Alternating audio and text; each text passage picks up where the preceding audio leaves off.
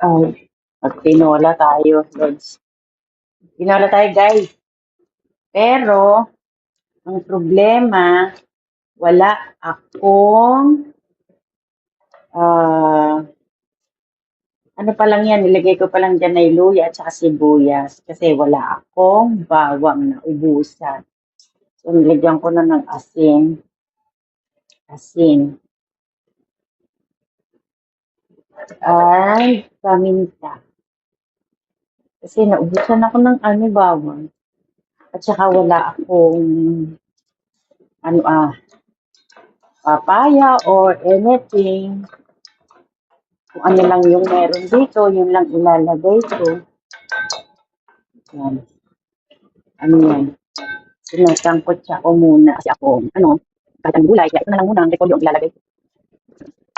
Repolyo. And, yan ang ilalagay ko gulay. Kasi wala kaming gulay na iba. Kung ano lang yung meron ako, yun na lang yung ilalagay ko.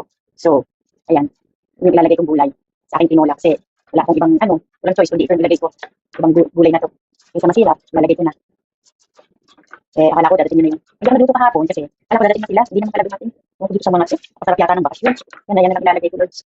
Ayan, guys. Matapos natin nasangkot siya yung manok.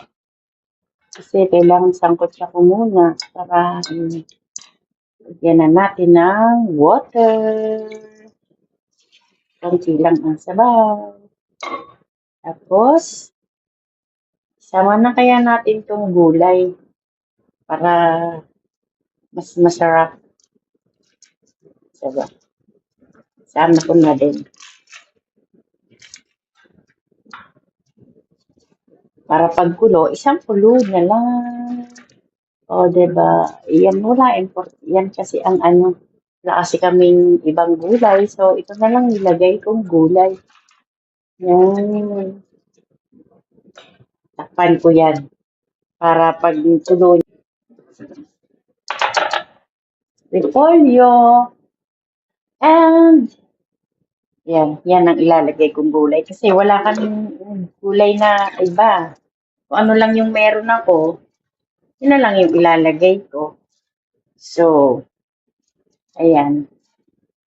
Yun yung ilalagay kong gulay sa aking tinola. Kasi wala akong ibang walang choice kundi ito yung ilagay ko.